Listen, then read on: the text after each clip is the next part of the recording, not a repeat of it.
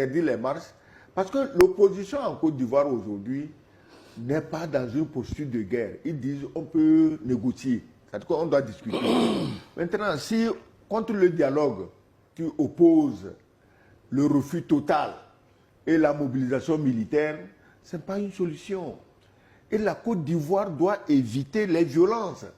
Puisque j'ai l'impression qu'il y a encore des gens en Côte d'Ivoire qui ont envie de prendre le chemin de la CPI.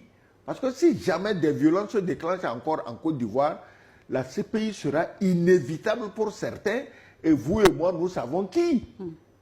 Parce que c'est les mêmes qui avaient créé des problèmes. Jusqu'à 3000 morts, c'est les mêmes qui sont en train de vouloir recréer ces problèmes. Les mêmes acteurs. Gbagbo, les mêmes acteurs. Gbagbo a été blanchi des 3000 morts. Ce n'est pas moi qui le dis. Je ne suis pas, c'est pas que je suis pro ou contre Gbagbo, mais c'est ça les faits.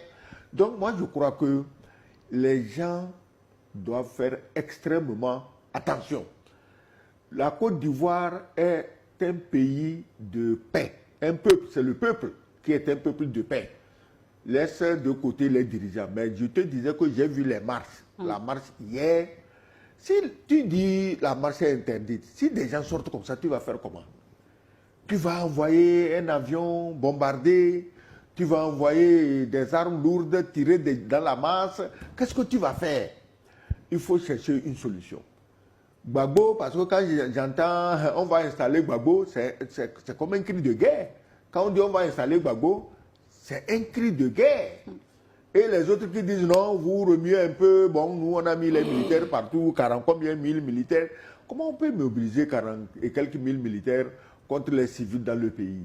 Donc je crois quand même que en Côte d'Ivoire, tout le monde doit lancer un appel à l'apaisement. Tout le monde.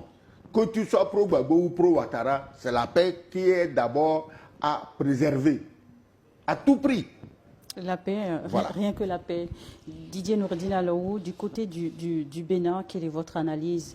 Défaut de parrainage pour les démocrates, toujours le suspense pour la suite, mais est-ce que dans ces conditions, on peut espérer vivre en avril 2026 prochain des élections démocratiques?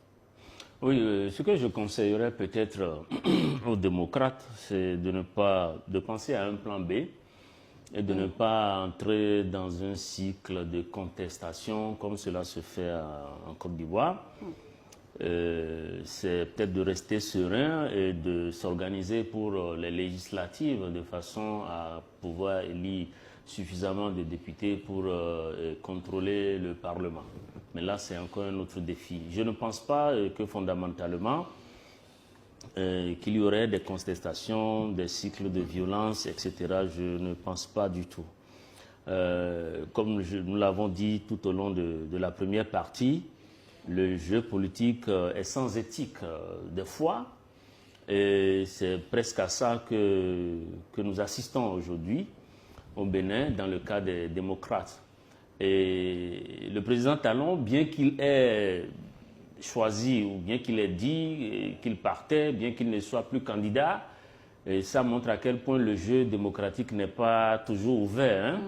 Donc il y a toujours les systèmes de parrainage, il y a toujours la loi qui peut être instrumentalisée, jusqu'à quel point on est en train de le voir. Mais je pense aussi que, comme l'a dit l'ambassadeur, les gens doivent se préparer et s'organiser. C'est-à-dire en politique, il n'y a pas d'enfant de cœur. Alors si au niveau de la mouvance présidentielle au Bénin, lorsque Romuald Ouadani a été choisi, et ceci je le rappelle sans primaire, cela n'a pas amené une désunion au sein du groupe et que tout le monde le rang est resté serré derrière Romuald Ouadani. Si au niveau des démocrates, Michel Sodinou n'a pas été à la hauteur, qu'il a préféré faire passer ses intérêts personnels devant l'enjeu, devant l'intérêt des démocrates, et qu'il a accepté de jouer ce rôle presque de traite, ce rôle perfide, bon, ce n'est pas non plus la faute du président Talon, ni de la mouvance présidentielle. Donc voilà pourquoi il faut toujours s'organiser pour avoir des gens fiables autour de soi, des gens fidèles, des gens responsables et des gens qui ne vous lâchent pas au moment où vous avez besoin d'eux. Donc Et déjà dans la vie de tous les jours, c'est